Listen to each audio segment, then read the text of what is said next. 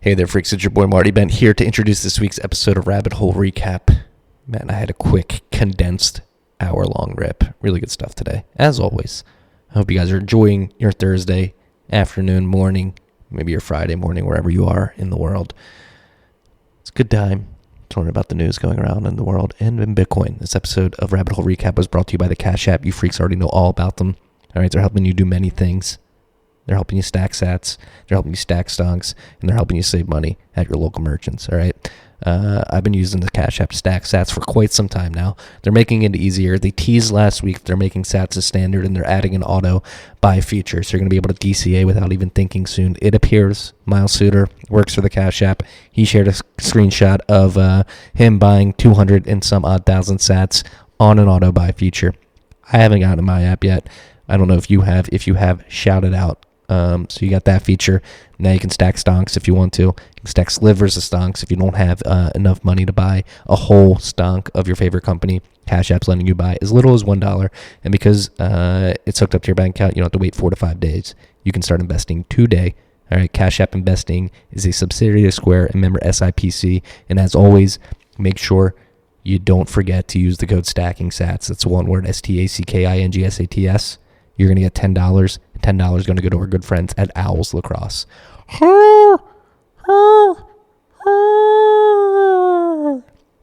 It's Stacking Sats, one word. This episode of Tales from the Crypt is also brought to you by our great friends at Unchained Capital.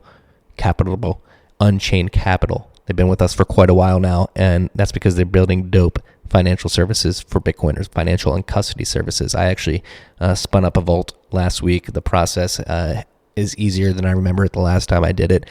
Use Caravan, check my redeem scripts, check my XPub keys, make sure that all the information I was entering was correct on my own, verifying it, not trusting them, verifying it on my own through my own devices, particularly my computer with Caravan on it. And what do you get in a vault? What is a vault, you may be asking? It is a multi-sig quorum that you enter in with Unchained. They hold a key. If it's a 2 or 3 vault, they hold one of the keys. You hold 2 others. You can use a Ledger or Trezor right now. They're working on Cold Card. You engage in that. You can always move the funds out of your vault by yourself if you have the 2 keys. If you ever want Unchained to sign the other key because you don't have access to the other one, they are there for you. All right. On top of that, they're offering their loan service as well. If you have Bitcoin in the vault and you need a little cash liquidity, you don't want to sell that Bitcoin, Unchained is there to help you not sell your Bitcoin. Friends don't let friends sell their Bitcoin. Unchained helps you not sell your Bitcoin. You use your Bitcoin as collateral to get a US dollar loan. You put that Bitcoin up, again, in a multi-sig, and then they send you US dollars to your bank account. You can not sell your Bitcoin as long as you're paying that loan back. You're going to be Gucci, all right? Go to www.unchained-capital.com. Check out the vote. Check out the loans, and then check out their blog. They're doing incredible stuff. Parker Lewis, particularly with Gradually Then Suddenly, Druve, again, futuristic and analytical with the Space series and his Hodl Wave series. Phil Geiger has been writing some stuff on there as well. And then on top of that, beyond that, they're doing some dope open source stuff. Caravan, which I mentioned earlier, is open source. If you want to do their multi-sig setup without Unchained, you can use Caravan to do that. They open source that. We're working on Slip 39 and Hermit as well. Unchained-capital.com. www.unchained-capital.com. Enjoy this episode, freaks. I know Matt and I certainly did. Take care.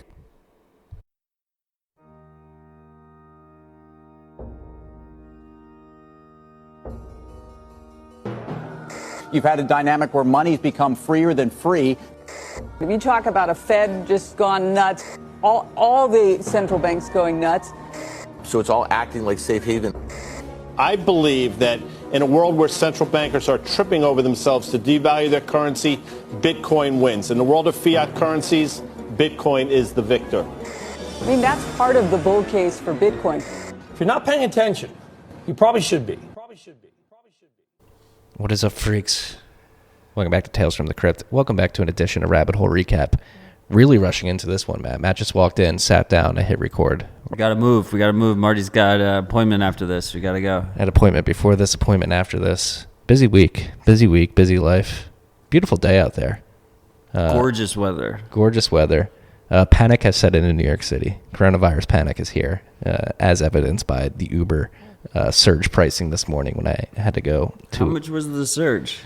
What should have been $20 was $62. So it was like 3x surge. At least, yeah. And somebody else responded to my tweet about it. If $8 ride across town turned into $44, so that was 5x for him at a certain point in time. And it was like not even rush hour, right? It was like what, 10 a.m. or something. It was like 10:15, yeah. Unless people are just getting lazy going to work later. Because people just don't want to go in the subways, I guess, right? I think that's the theory. That's what I was assuming. So it took me 20 minutes to get one. At one point, the black cars were cheaper than the Uber X. I tried to get a black car originally. That's weird. They just canceled it on me. Yeah, the black car was like $52. The Uber X was $62. It was just a glitch? No, I think just people weren't looking at the black car, and like the Uber X had just surged so much. So should we be freaking out, Marty? Should we be freaking out about Corona? Still very confused. Not ready to freak out. I saw a video of two of the people on one of the cruises that got quarantined. They were young, in their mid 20s, 25 and 24, I believe, or 26 and 24, and they were basically describing how they didn't even realize they had it, and they tested positive for it. So I think if you're young and healthy, They just have like cold symptoms or something? yeah, not even. The girl said she had a sore throat, and the dude was like, I was shocked to see that I tested positive. So like a bunch of us could have had it already and we didn't even realize. Well, that's what I imagine is actually happening. Because they're not testing anybody. No, like I think we've done 500 tests. The CDC's reported 500 tests. China's at 300,000. South Korea's at 100,000. South Korea's been killing it with their drive-through testing. I think that's the coolest thing. Yeah, and Australia, for a country of 25 million, has 10,000. We're a country of 300. 10,000 tests. Yes, 10,000 tests completed already. Wow. And we're only at 500. That says a lot. As a country that's almost, or more than 10x the size of Australia. We have, what is that? 1%? Not 1%. 0.5%. Half Marty math, 10%, or 5%, excuse me, of those. That's my Marty math for the day. We're 510,000? Yeah, Yeah. it's 5%. I haven't been sleeping much. All right, give me a break. A lot to talk about this week. Good amount of stuff to talk about. Nothing too crazy, except what we're going to get to at the end. It's pretty pisses me off. I'm happy you put that on the list. I saw that earlier this week. Bullish week. Very bullish week. Before we get into the bullishness, let's talk about some cool shit. I retweeted it over the weekend, and I followed along via the Periscope, but unfortunately I do not have a VR goggle, so I was not able to participate in this meetup, I guess we'll call it. But Udi, Worthmeyer, and a few others have been doing weekend get-togethers in virtual reality, talking about Bitcoin stuff. And last weekend was the biggest meetup to date, and it was a very organized, well put together presentation by Adam Gibson on PayJoin. How cool was that? It was so cool. You like saw him in the front. You had like a presentation screen. You saw all the attendees, like laser pointer. Yeah, and it was like a theater setting, so all the attendees were sitting down in seats watching, raising hands, asking questions. I noticed Ben, the car man, our boy Ben, asked a question towards the end there. I think it was Schnorr related, but yeah, it's crazy. I thought it was funny. One of the attendants was like, Adam, you need to speak into the mic so we can hear you better. It's such a weird element to a VR presentation. Yeah, I would like to have a video. Virtual mic. You have to speak into like a virtual mic that's sitting on the stage. Do you have to, or is he just away from his computer mic? No, it wasn't his like computer mic. It was like there was a mic at the front of the stage that if you spoke into that, like all the participants could hear you better. Whoa. Yeah. Holy shit. It just seems unnecessary. Like the presentation person should just automatically be getting all the audio. Yeah. It is crazy though. Especially with coronavirus. The graphics are still kind of questionable, right? Definitely, but they'll get there. It's like Nintendo 64 in the 90s. I almost bought one. Have you looked up the prices? I have not looked up the prices, but I do want to buy one. Because for like the longest time, you needed one that was like connected to a gaming computer, and you had all these wires, and they were expensive, and the gaming computer was expensive, and the setup was complicated. But like now, Facebook, bought Oculus, and they have the Oculus, I think the Quest, which is a completely standalone headset. I believe it's like battery powered, and it's got the controllers. So you just like install the software on the App Store, like the Oculus App Store, and it's completely standalone. How much is it? And I think I think it retails for like $400, but on Amazon right now, because they're sold out everywhere, you have to pay like $550. There's a premium. Oh shit! There's a premium on everything on Amazon right now. Amazon's like completely out of all the Corona stuff. All the prep stuff. I saw like Purell was like 10x or something. Yeah, I'm very happy. I think we said this last week. I'm not worried about Corona killing me. I'm worried about people freaking out about it. I'm very happy that we prepped earlier than it seems that most people are deciding to prep. I feel like Amazon might be like a good stock right now. Definitely. Like this quarter, they're going to do fucking amazing, right? Well, that's interesting. Yeah. Especially on their retail side, where they usually don't make a lot of profits, if they're able to gouge prices. Not gouge prices. Supply and demand comes into play. Demand increases precipitously. The market has been freaking out in general over the last week since Rabbit Hole. I saw the S&P was down another 2.5% today after a slight correction. Yeah, well, actually, we don't have that on the list. Bless you. I hope that's not the Corona. Me too. Yeah, and you don't have this on the list. You should have With this the on the emergency cut. Yeah, the emergency cut. The Fed came out Tuesday, I believe. Was it Tuesday? I believe it was Tuesday, yeah. And it made an emergency 50 bip, half percentage point cut to their federal funds rate target, which is now between 1% and 1.25%, I believe. And again, they did this in a sort of abrupt fashion. People were expecting that when the FOMC meeting was going to take place, I believe it was the 16th or 18th, one of those two dates are in my mind for some reason. Consensus was that they were going to cut rates by 50 bips then, but it seems that they did not have enough time to wait until like 10 days from now. Right? Yeah, 10 days. So they just did like a midday cut. Yeah, and I wrote about it in the Ben on Tuesday. They actually cut it while I was writing the Ben, so I was able to write about it that day. The repo markets, overnight repo markets, where the Fed gives banks and primary dealers who have access to the Fed window short-term funding. It was the highest funding to date. So they, I believe it was short-term, one day, got $100 billion in funding, and then the 2-week funding gave out $20 billion. So in all, combination of 1-day funding and 2-week funding, they injected $120 billion into the short-term markets. Seems like a lot of money. That's a lot of money, but even more telling is that it was oversubscribed. So they gave $120 billion to the primary dealers, and the primary dealers were actually asking for somewhere around $180 billion between the 1-day and 2-week funding.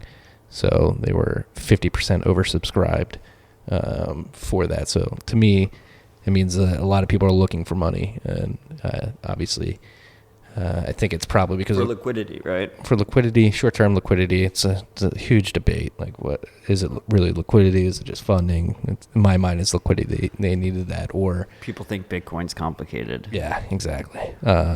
So people need money. They needed it fast. They needed it urgently. Some people didn't get the money they needed, and then hours after that. After that repo market closed, the markets opened, Fed cut rates by 0.5%. And then that night still, Tuesday into Wednesday, they did another, at least one day, I didn't check the 2-week, 1-day funding, got another $100 billion injection, which is two of the highest overnight repo days, the two highest overnight repo days we've seen to date. In history. Yes, I'm pretty sure. Meanwhile, our bet is still in play. The market went down and up, but we're back where we're basically right where we were when we ended Rabbit Hole recap. We're at like 3,020 on the S&P, and 3,000 is our over-under. Yeah, getting close. I'm actually getting more confident. So that's what I wrote in the bet, like a Fed, and that was on Monday when consensus was that they're going to cut rates on the 16th in reaction to the slowdown of coronavirus, or the slowdown caused by coronavirus, or some people would like to say the Fed cutting rates is not really going to help in this situation. This problem is more systemic than providing banks with liquidity. This is coronavirus is really highlighting the what's the word I'm looking for? where our supply chain falls short. We're heavily dependent on China, and for everything. That's why we don't have a lot of tests. That's why we don't have a lot of medicine. Masks. It's really highlighting that we've basically created a fragile supply chain, heavily dependent on China. So that's not good, I don't think. And I think people are starting to wake up to this too. Like, holy shit, how could we get to this point? And that's basically been makes us super vulnerable. It's the search for low cost labor, centralizing the supply chain in China was advantageous for us for a while, but you have something like the coronavirus come fuck that up, and it leaves us fucking laying naked. It's not a good situation. I think we're going to start to see a lot of manufacturing shift actually to Mexico.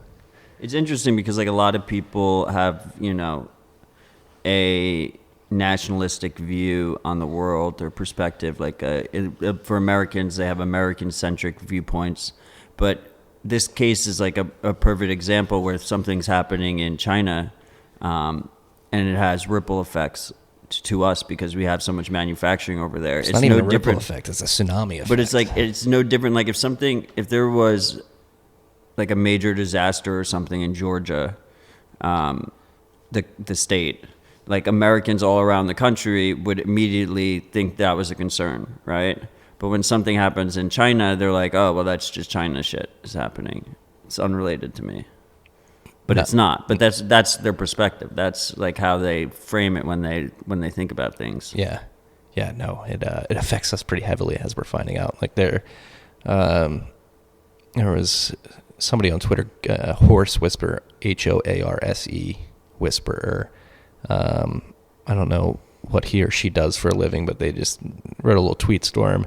They were at a local pub on the West Coast, and they happened to be sitting down next to somebody in the shipping industry who explained to them how shipping works, and basically the way the shipping industry works in America is they get stuff shipped from China on these huge carriers, and then they empty it on the West Coast. Because of the Jones Act. Yes, and then they use those carriers in what's the word I'm looking for? Domestic shipping after that. Yeah, what are the things that they put the stuff Storage in? containers. Yes, the containers. They use the empty containers and fill it up with stuff that they then ship around the country. And this person in the shipping industry said come mid-March, there were going to be no more ships coming from China to unload and then use those carriers to send around the country. So we may see the full effect of this come next week after that. And in preparation for that, absence of shipping companies were cutting workforces by up to 40%, which is pretty insane. So like, don't go crazy, freaks, but get a little prepared. Cleaning products, stuff like that. Fever medication. Yeah. Canned food, frozen meat, baby formula. And you'll get stuff that you use anyway, and you feel less panic because you have a safety net. Yeah. Meanwhile, the S&P is down 3.5% today, and Bitcoin's up 4.3%, blasting through $9,000. Wait, but it was a safe haven. It was completely correlated last week, though. It's uncorrelated, right, freaks? And that's like, I had a bunch of people texting me. Shout out Lou. Shout out Buddy Loveless. He was texting me charts like it's not supposed to be correlated to equities. It can happen. A couple days doesn't make a whole investment case. Like, right? It's not indicative of the long term correlation to these markets. Yes, they may be correlated a couple days. A couple data points may correlate, but if you look at the overall trend, Bitcoin is very non-correlated to the rest of the markets. And it makes sense that in like market panic days, everything gets hit. Yeah, especially if there's a flight for liquidity, and people, especially on the futures markets, Bitcoin futures markets, like they've actually lost volume. And what I imagine is people pulling out their money from those markets, which are probably on the riskier side of their portfolios, to fund other other trades that may have needed some liquidity as the markets fell. Yeah, I mean, and I would argue Bitcoin futures aren't really a safe haven asset. No, they're definitely speculative. Like the key properties that make Sats a safe haven to me involve self custody. The bearer asset nature of it. Yeah, and then on top of that, I wouldn't be surprised if a lot of retailers are overextended in Bitcoin. And you see that fucking American Nodl tweet? how much he's like, debt I'm carrying like $80,000 of the credit card debt or something. Yeah. And then like, did you read the comments underneath? I read it was the so threads. Bad. Everyone was like, "Oh, I thought it was just me." You know? Oh no, I didn't see that. Don't don't go into debt. Stay humble. Seriously, and I'm very proud because we do practice what we preach. Like I don't feel overextended at all. I feel very comfortable, even with this market downturn. Have enough cash on the sidelines. Do not go into debt to get into this stuff. Like, again, you don't know. Bitcoin price movements are pretty erratic. Have been throughout time, and you never know what's going to happen and when you're going to need. If you overextend yourself, you're going to panic sell the bottom. You're going to have to panic sell the bottom at some point. Yeah.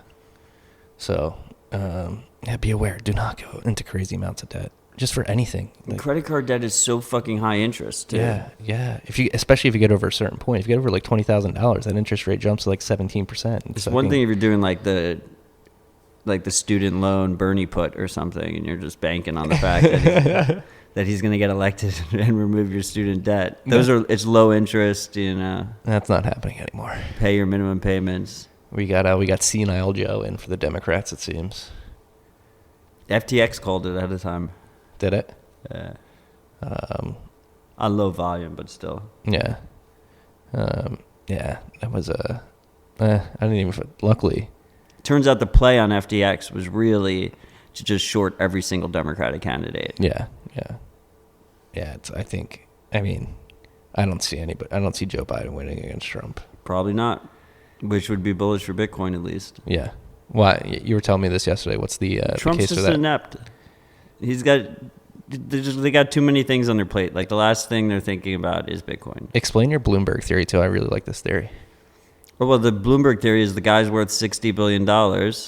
So if he's worried about a wealth tax getting passed by Warren or Bernie, and at the time when he joined the race, it looked like Biden was, every week Biden has another flub or something senile ridiculousness happening, right? So he's like, I don't think they can handle it. They're not going to be able to stop him. I might as well spend $500 million to make sure the wealth tax doesn't get passed. Yeah, sort of torpedo Warren and Sanders. Exactly. Not expecting to win. Just not pay the wealth tax. Yeah. Right? Because what 500 million of 60 billion is 1/120th, so it's like less than right? Yeah, 1/120th. Great math here at RH. 1/120th. It's less than 1%. But no, it's like 3% or something, right? 600 million is 1%, right? Oh yeah, so you're right. Yeah. And it's like nothing. It's negligible. The wealth tax would have been what? 25%. Higher than that, right? Yeah, way higher. And it could have been yearly. Yeah, exactly. They got to nip that one in the bud. Yeah. So maybe it wasn't a complete lost cause for him, even though it looked really lame. Like he spent $500 million. People are got shitting nothing. On him. He won American Samoa. Like what the fuck? Yeah, that might be. But that was some 4D chess he might have been playing. Exactly. Let's spend this $500 million, torpedo these campaigns, and I get to save some money in the long run. It's an investment. It's all bullshit. That's true. Sats keep me sane. Yeah, it is bullshit. Like, just look at how old are these fucking people running our country? Super old. We need some younger blood in there. Trump's what, 75, 76? He's the youngest one, right? Bernie or Joe Biden, 79? Biden and Bernie are more older. Are older. Yeah, what the fuck is going on? People just look at what's going on. It doesn't look great to me. But what does look good is the stuff that's going on in Bitcoin. Dude, Whirlpool is fucking ripping it this week. Ripping. I don't have that on the list, but it's just been dominating my week. On Saturday when I sent that tweet, we set the SAT standard out. It had jumped 28%. By the time I tweeted that out, you were like, that's way too low. It's actually up another 10% from there. So it was at like 500 Bitcoin volume at that point on Saturday. Where is it now? We're 5 days into March, and we've already hit the same volume that was in January, which was an all-time high when it hit in January. Boss. And 5 days into March. I saw TD Dev, or Samurai Dev, excuse me. I think it was T-Dev. Are you talking about the 4% of the mempool? Yeah, 4% of the mempool with Whirlpool. That's pretty crazy. Right. Fucking love that shit. Maybe we'll get to that threshold. You know, people talk about, they concern troll about fees not rising. If you just have like steady coin joins happening all the time, that creates a baseline fee pressure. Yeah, and then I had somebody concerned trolling that it's going to like drive fees too high. It's like, what do you want? Like, are their fees too low? Are they going to be too high? The market will find an equilibrium. If people think the cost of coin joining the fee at a certain point is worth it, they will do it. If it gets too expensive, they won't do it. And then hopefully things like store signature with SIG aggregation, which will not come in Bit Taproot, but hopefully later, would help with that as well, aggregating signatures. Yeah, I mean, I don't think that tweet was that was a concerned troll. I think it was just a concern. I think he was like honestly concerned about it, which is like fine. Like, but fees will rise. That's what I've been telling people. I've been anyone who says like, oh, I'm worried about fees not rising to the thing. I was like, just honestly, just wait a year or so, and no one will be worrying about that, and everyone will be complaining about high fees. Like, this whole idea that like we're not gonna have enough demand to drive fees up is, I think, completely short-sighted. Yeah, fees are gonna go up substantially, especially if people care about their privacy. CoinJoin, Lightning, like you're gonna need open closed channels on Lightning. That's gonna have a steady supply of block space needed for it, steady block space demand, and then CoinJoins is a constant process. So, and they're big transactions. Yeah, I'm bullish. Super bullish. Price above 9,000 again. We got any Vegeta memes today? Or are we trying to? Probably, right? I missed that. I did too. We gotta temper our bullishness, because supposedly we dump whenever I'm super bullish. Yeah, you just gotta be bearish from here on out. I'm never bearish though, so we're just gonna go to zero. This is pretty cool. Nodl updated. It's got the new Ride the Lightning implementation. Dude, the new RTL is so fucking sexy. RTL is like one of the most underappreciated projects in the space. Like, all of Lightning, it is such an important aspect in the Lightning ecosystem to be able to run your routing node using RTL. Yeah. So intuitive. It gives you an incredible dashboard to know exactly what's going on. Especially now. The new one is fucking sexy. Shout out to Suheb and team building that out. Fucking crushing it, guys. Major respect. Another cool update, myNode updated with Dojo support. It's actually, I think this is finally the impetus. Massive. This is the impetus for me to get a Raspberry and set up a myNode. I think that's gonna be myNode. I think that's the next node I'm gonna make. Yeah, I'm gonna do a myNode within the next week. So I will report back. I've honestly just been waiting for my Casa Node 2 to come in. So why buy a new Raspberry? I'm just gonna use that and do what White Rabbit BTC did. Yeah, the Casa Node 2 is just a Raspberry Pi 4 with an SSD. So it's exactly what you would use to build a myNode. So you just use the SD card and you flash myNode on it. Yeah, and Casa's deprecating their node support. Deprecating the right word? I don't know if they're going to keep supporting their node. They're just not going to release a new one. Okay, that's what it is. And you can imagine like features will get reduced, but they don't have Dojo. I just want to Whirlpool, baby. Because I have Dojo, but I already have Dojo. But I just the whole concept of myNode, that you can run Electrum really easily, that you can run your own block explorer, all this different stuff. Dojo, Whirlpool, makes it very much like a Swiss Army knife. Yeah. And you can build them pretty cheaply. So if the freaks are going to be setting them up, and a lot of people are going to be using them, like I gotta play with it and see how it works and stuff. Because people are DMing me questions. I'm like, I've never used it. It looks good. Yeah, I think I'm gonna get on it too, so I can start helping to answer questions as well. Sticking with Casa though, they added support to Cold Card this week, which is pretty huge. Yeah, so now in their multi-sig, you can use a Cold Card, a Ledger, and a Trezor. So if you're in the 3 of 5, you could separate them between different hardware manufacturers. so you trust each hardware manufacturer less. If there's an issue with one device, your whole setup isn't compromised. Yeah. So just making Casa just even stronger of a multi-sig service, obviously with the caveat that they can see your balances. The other thing, just two quick things. Dojo is like awesome for Uncle Jim. This idea that you can just scan a QR code. So if you do run a Dojo, like consider hooking up your friends and family with your Dojo QR code so that they can run all their transactions through your node.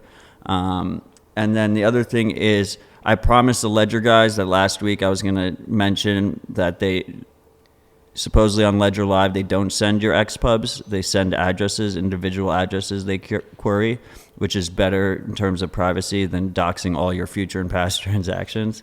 So that's a plus that everyone should know. The other thing is, it came to my attention that some people didn't realize that you could use Ledger with Electrum in your own node. And yes, absolutely you can. You can also use Electrum with Cold Card and Trezor. But make sure you're running your own node.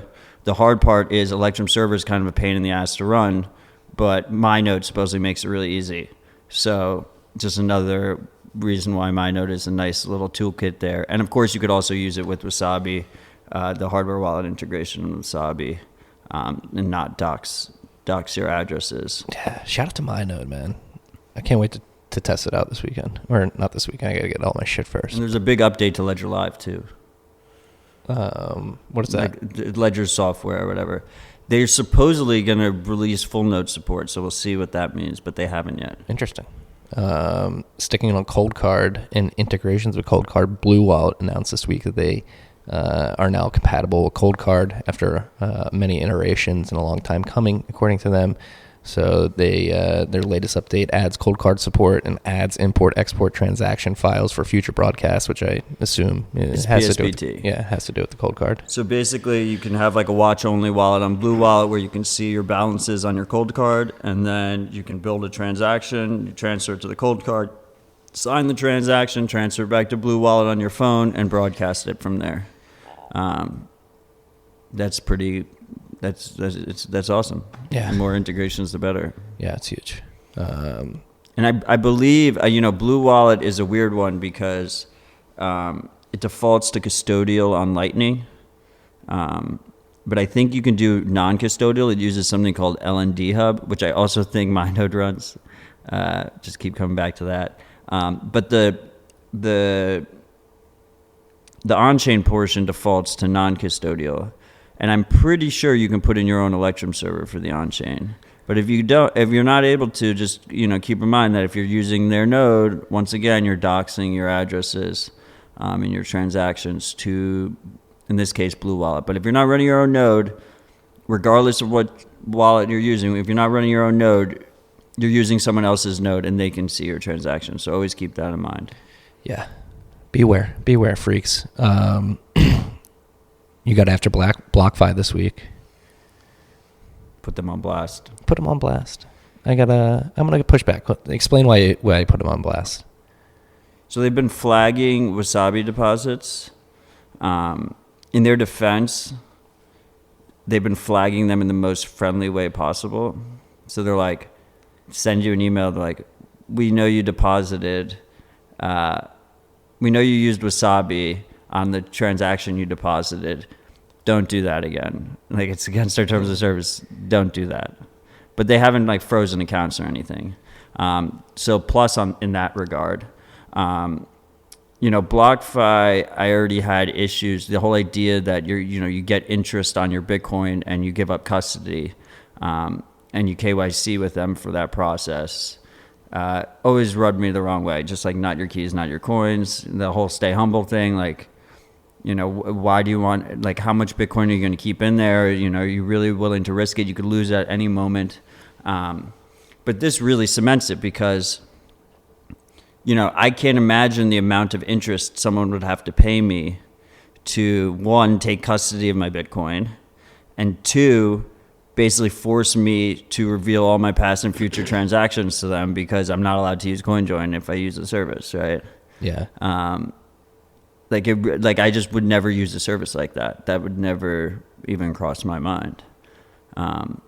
one caveat to keep in mind is that pretty much every transaction I was sent that got flagged was when Wasabi was using the old fixed fee address, except for one, but it was part of a group of 5 UTXOs that 4 of them had used the fixed fee address and one was more recent. So like a lot of these UTXOs were like deposits that people deposited like 6 months ago, and they just got emails from BlockFi about.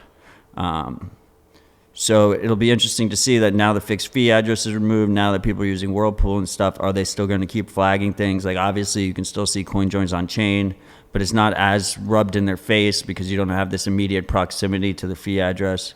So it should be interesting to see how it plays out. But like, you should operate under the assumption that if you do coin join, you might not be able to send it into certain KYC compliant entities. But as far as I'm concerned, like that, I've never have any intention of, like the only time I ever touch KYC is on the onboard, and that's, you just buy and withdraw, which is still not ideal, but like the whole idea of sending into like KYC services and stuff doesn't really appeal to me. Like I have no desire to use those services, and long term, if we can't just spend Bitcoin without like doing like heavy chain analysis on everything, like Bitcoin's gonna have a lot bigger issues on their hands than whether or not you individually can spend your coins. Yeah. One thing I wonder about the flagging of this stuff too is whether or not, like if they do flag it, is it just like a checkbox that compliance has to check off? They ask you like, what are you doing? And you can just be like, hey, I'm just using it for privacy.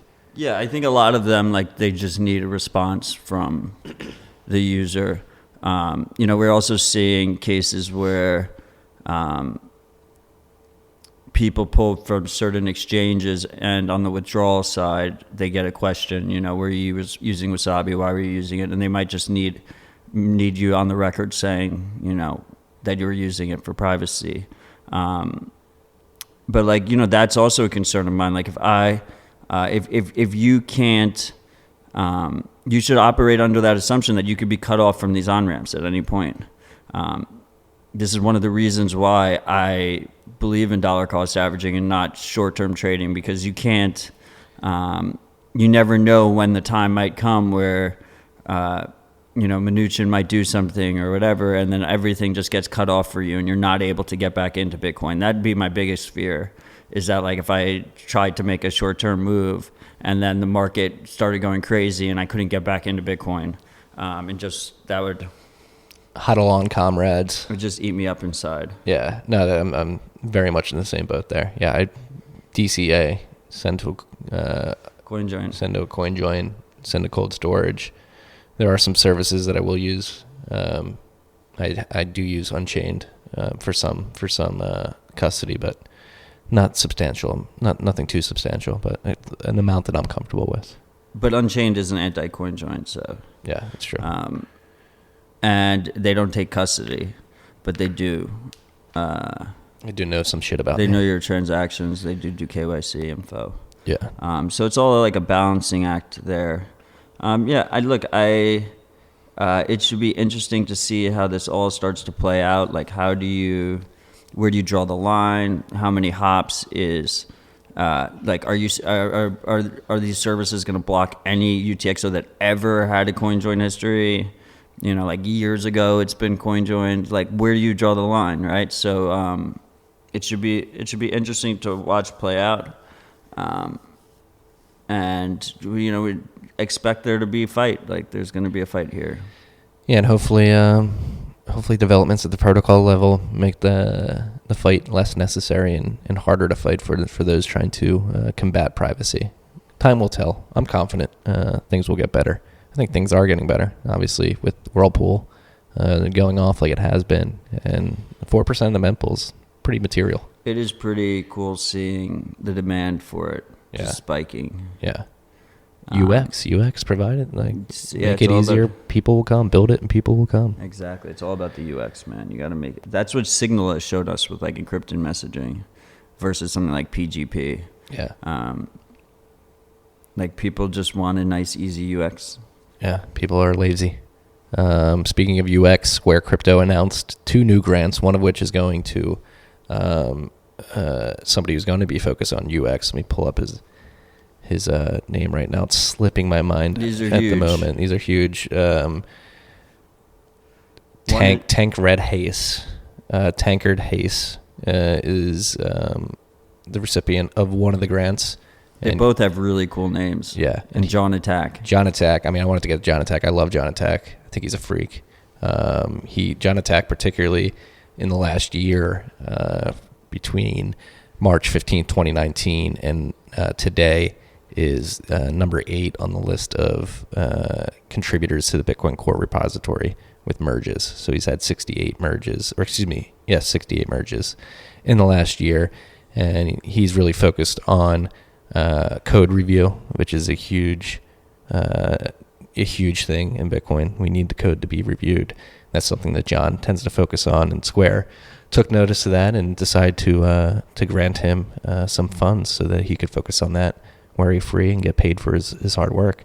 So I want to give a huge shout out to John and Tankard Hayes for the work you're doing. Tankard particularly was previously working at Lightning, and it seems that he's going to be focusing on security, privacy, and UX. Well deserved.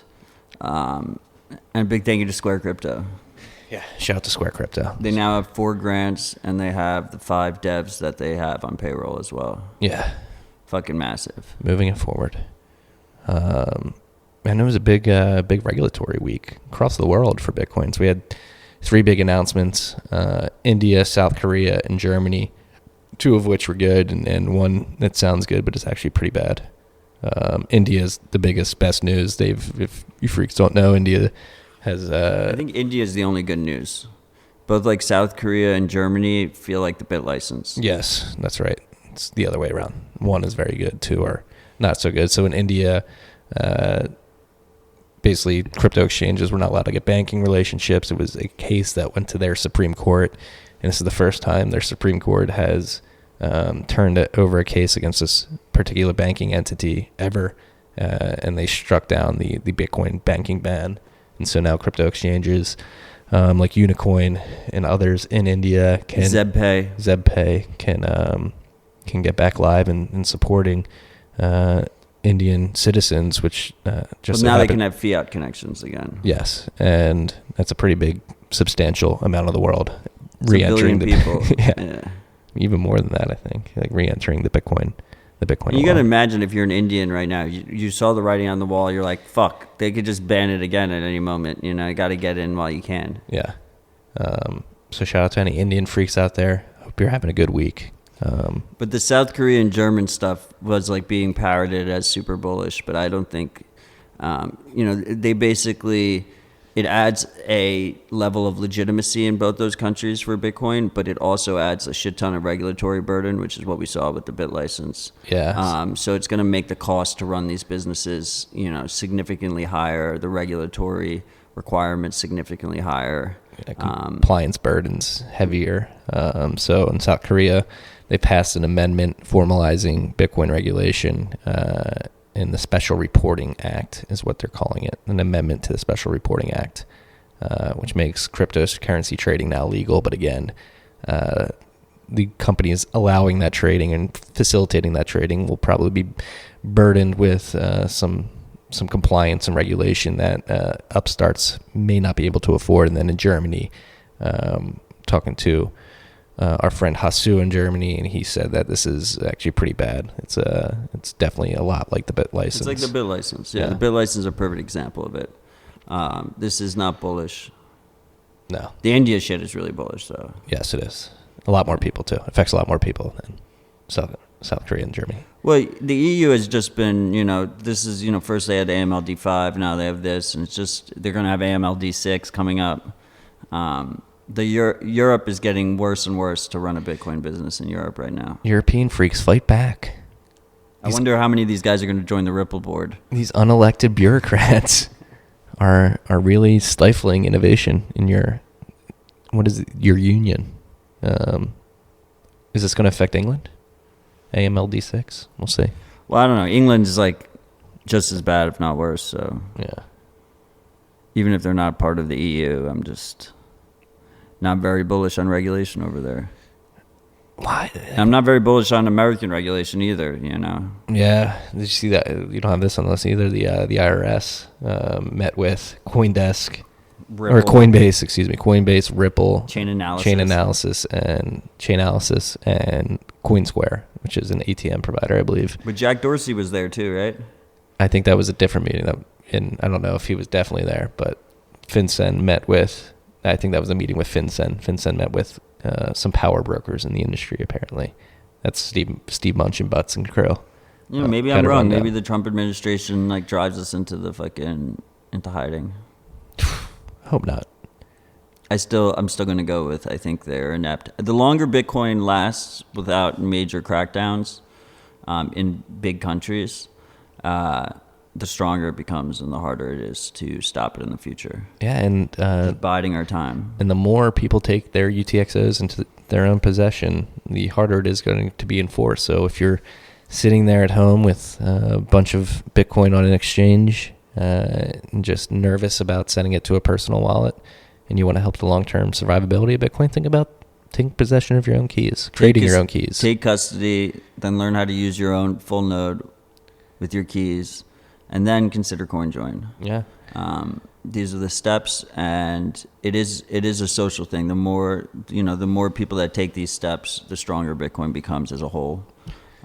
Yeah, and it doesn't just help you; it helps Bitcoin as a whole. And if it helps Bitcoin as a whole, it should help number go up, which also helps you. Yeah, it's the beautiful feedback loop. And as we've been talking about this whole episode, the tools for you to take the stuff in your possession and use it in a more private and more sovereign way are being built, and they're getting better every week. And so this is another thing, like talking about like seeping Bitcoin into American culture, particularly came out in Bloomberg and CoinDesk this morning that a New York power plant is mining $50,000 worth of Bitcoin per day. I believe they have 7,000 machines that can consume 14 megawatts of energy a day up in the Fingerlings. They said, like 5.5 Bitcoin a day? Yeah, about 5.5 Bitcoin. And this is, I think it's Greenidge is the power plant. They've been around. Green Ridge? Green Ridge. It might be.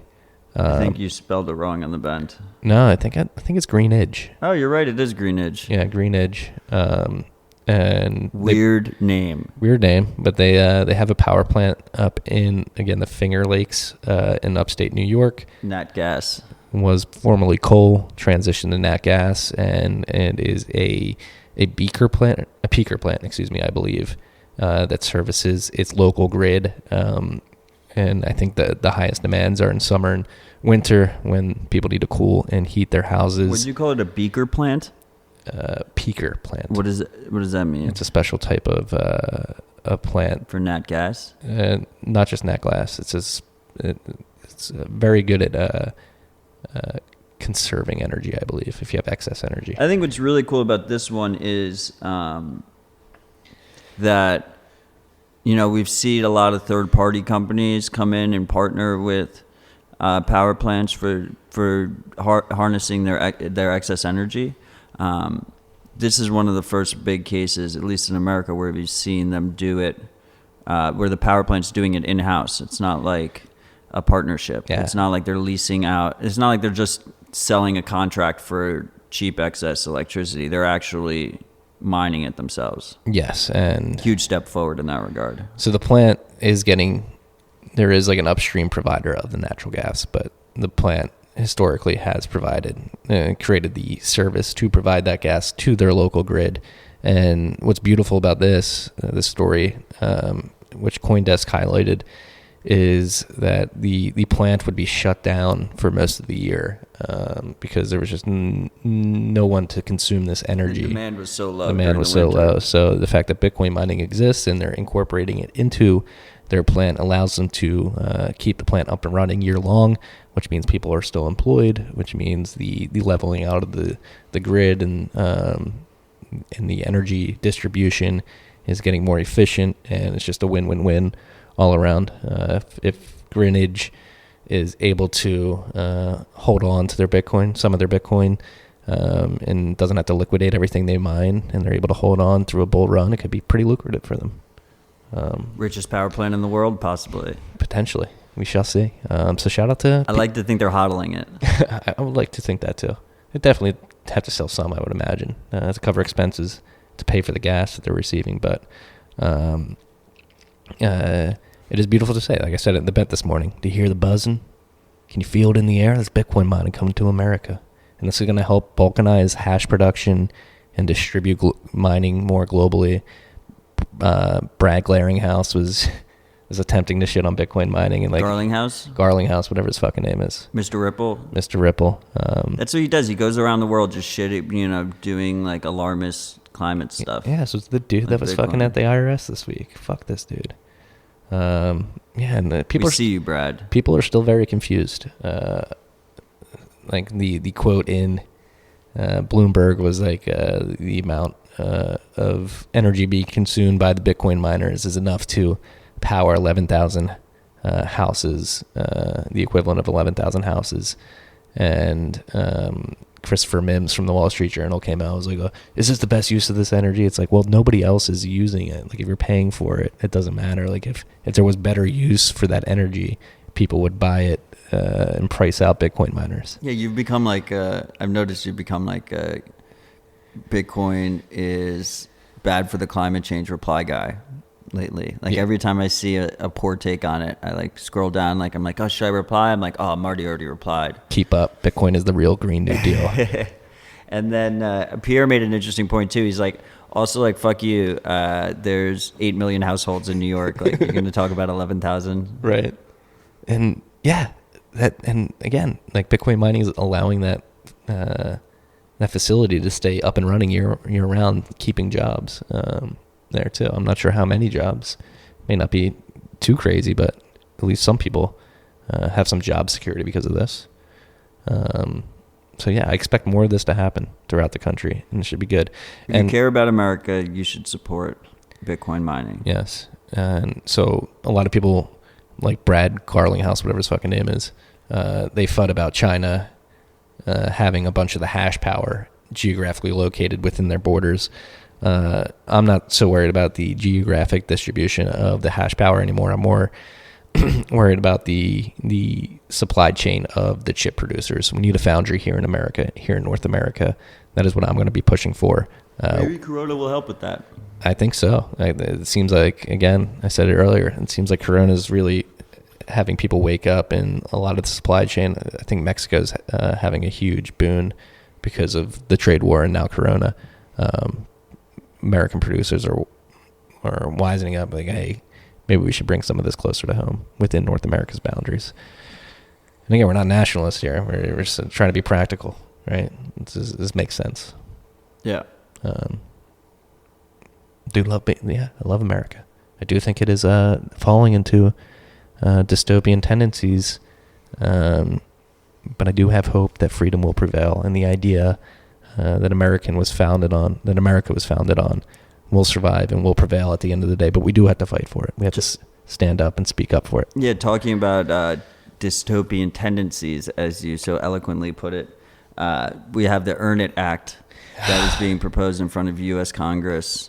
So it's another one of their fucked up names, like the Patriot Act or whatever. Yeah, Earn It stands for Eliminating Abusive and Rampant Neglect of Interactive Technologies. How do they come up with this shit? They say Earn It, and they're like, all right, let's just form fit what we're trying to do. You think they start with the acronym? Yeah. So this is brought up by Lindsey Graham. Lindsey fucking Graham. And I don't know Blumenthal's first name. Lindsey Graham. Lindsey Graham's trying to take your encryption rights away, freaks. All right. It's not just encryption. So the internet's protected by something in the United States called Section 230, which means that internet service providers on the internet they're not liable for their users' speech. They should, do a best effort, but at the end of the day, the user is liable for the speech. So you see this in like comment sections on Twitter, stuff like that. And they want to strip that protection away, basically force these service providers to police the speech on their site. And they have to follow like a commission of like 15 commissioners that are all like law enforcement agencies. And of course, in classic fashion. They're thought saying police. it's like, let's protect the kids. It's about kids and terrorism. But this has just been a common thing. The war on encryption has been going on for 2 decades, 3 decades now, and it's gonna keep escalating. Like, it's gonna keep getting worse. Speak up, freaks. Eliminating abusive and rampant neglect of interactive technologies. So the encryption element. Fuck these people. The man. war on encryption element here comes from my understanding is that, like, if you run like WhatsApp or something, like an encrypted messenger used by people, you know, questionable. Probably not how good encrypted. it is. But like, let's say Signal, right? If you the Signal Foundation that runs Signal could be liable for stuff that gets sent through Signal, even though it's encrypted. So then the question is, how do you handle that? And what it looks like they're pushing for is basically client-side scanning. So, like, your app filters through whatever you're sending before you send it, which clearly breaks encryption and has privacy issues. Hey, Lindsey Graham, you can go fuck yourself. But look, at the end of the day, like, even if they pass this thing, how, you know, this is why free open source software is so important. How are they going to be able to enforce it? It will hurt the average person, because the average person won't be able to be savvy enough to use encryption. But you're not going to be able to stop, like, free open source software from proliferating. Yeah. It's where things like Urbit come into play, too. Control your own data. Still think Urbit's a shitcoin. Get triggered every time you mention it. But staying on the dystopian tip here, we're going to end it on a dystopian tip. Coinbase came out in the open that they were testing that facial recognition software that we talked about before, Clearview AI. They didn't admit it. No, Clearview got hacked. I know, it came out. Yeah. They didn't. Yeah, they They didn't just got admit it. caught in the act that Coinbase was. Coinbase said they were testing it, that they don't use it. Yeah. So the same company that hired a whole, what was the name of that company? The company that helped like jail dissidents and. Neutrino, right? Yes. Is the chain analysis company, but Yes. it was started by Hacking Team or something. Hacking Team, Hacking Team. right. That's what it was. the same guys then started Neutrino. Yeah. Not to be confused with So client-side filters. if you didn't have reason enough to delete Coinbase, they're trying to face fuck you. This is so fucked up because it's like it sits outside the purview of the law because it's a private company. But meanwhile, Clearview partners with all these law enforcement agencies. And obviously they can't keep their information safe because their whole client list got hacked. So all this data could easily fall in the wrong hands, whether they're a customer or whether they get hacked.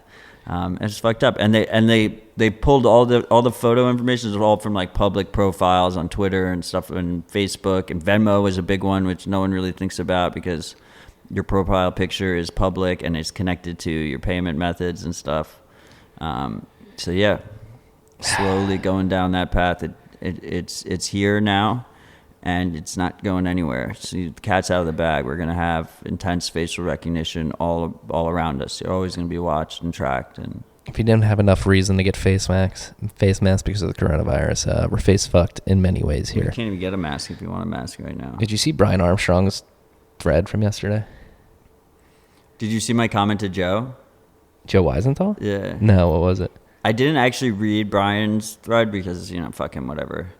I've been reading his bad takes for way too many years.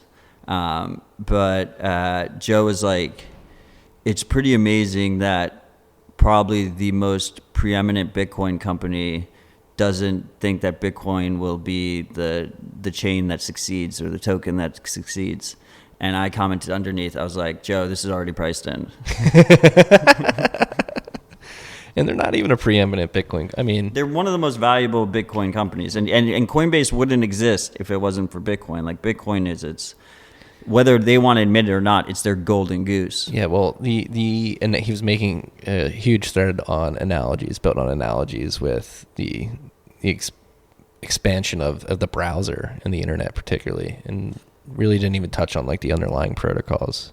And again, analogies aren't ever the best way to make arguments, and particularly with Bitcoin, comparing it to past technologies, because again, if this is a monetary good, there are different network effects and dynamics that come into play.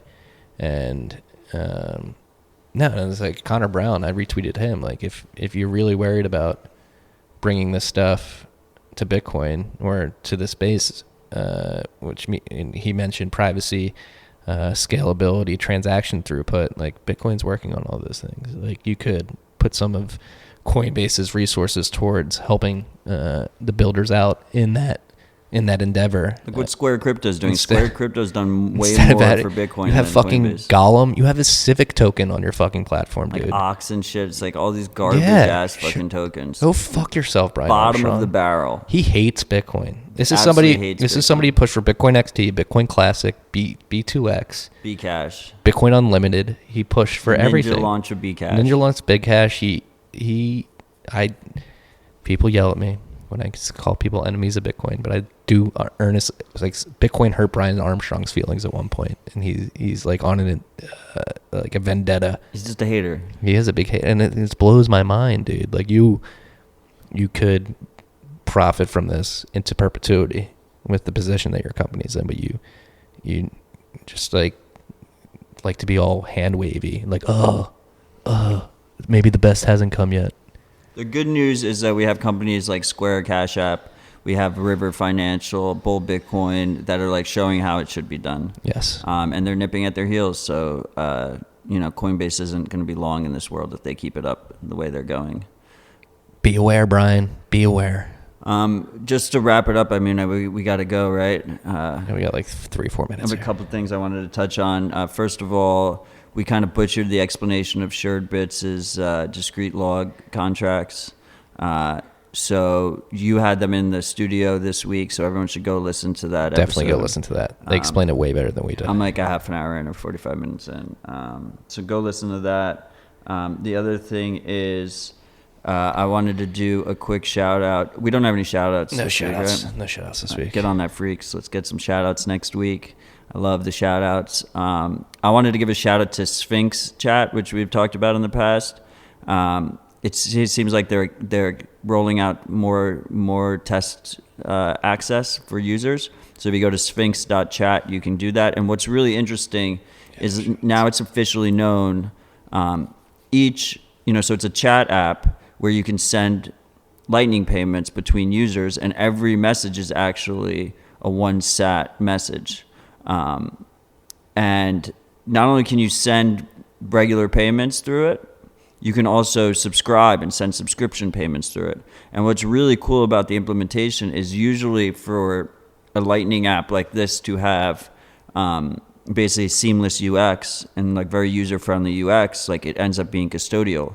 But what they did is everything is run in the Nodl cloud. So each user has their own Nodl instance in the cloud that's running their own node that's running, and it's just like a hosted node instead of custodial, which I think is really cool. Obviously has its own trade-offs. There's still trust involved there, but it's a pretty cool setup. It's badass. Yeah. Shout out to Sphinx. Sphinx. I'm trying to think. Yeah. Things are getting frothy. Coronavirus is a black swan. You were skeptical if it was a black swan, and I think it's a very big black swan. It's priced in already, Marty, isn't it?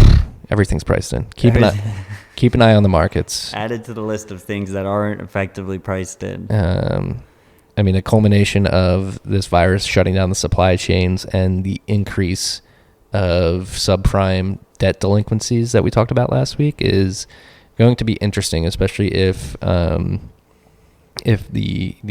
layoffs that were described earlier in the episode of the shipping companies hit first, and then that'll ripple through the rest of the economy. If those layoffs start and a lot of those people, blue collar workers, make up a large percentage of that subprime delinquency rate, I would only expect those to continue to rise, and then subprime is what started the last crisis, and it could be a weird snowball effect, freaks. Yeah, I mean, I've thought we've just been sitting on a house of cards for the last 5 years, so eventually the cards will fall. Who knows when? Hopefully right after September, so I win the bet. I don't know if we'll be able to wait that long. I don't think our $50 bet is really what matters here. Yeah. And the other thing is, I was talking to Rodolfo. He's been him and the CoinKite team have just been killing it with the firmware updates. Like all the different features they're putting on this fucking thing is fucking awesome. Like I still am super bullish on CK Bunker. I just want to be able to use it with my Lightning node and with my coin joins. Like it'd be awesome if I could link it up to Whirlpool and then you have like a warm wallet. But he said he wanted to do a shout out to the freaks that if you guys have any ideas for like firmware updates that you would like to see, shout them out on Twitter, and he'll do his best to implement them. Very easy to remember, at MVK. And then I believe he actually released a blog post recently with all the upgrades from update to update, just to make sure that people know about the new functionalities that they have. Yeah, I mean, they have a full change log on the site too, so Yeah. they do a pretty good job with documentation. All right. That was a quick wrap. Oh, and one more thing. it Watford FC, they use BTC Pay server in their store. Fucking bullish. For their That's fucking awesome. for their Bitcoin suite. The Bitcoin suite that costs 150 million sats for a game. That's 1.5 Bitcoin. they're stacking sats. Stacking sats. It's pretty cool that they're using BTC Pay server. Very cool. Almost, I think it's probably cooler than them having it on their sleeve, having the Bitcoin logo on and their they beat sleeve. Liverpool 3-0 this week. Fuck yes. Not a huge football fan. But now we are. When you have Bitcoin FC out there dominating, how could you not be? Yeah, they're not going to be Watford FC for a while. They'll be Bitcoin FC soon enough. We'll make it happen. I fucking love it. All right, freaks. That was a condensed hour and 2 minutes almost. Stay humble, stack sats. Peace and love.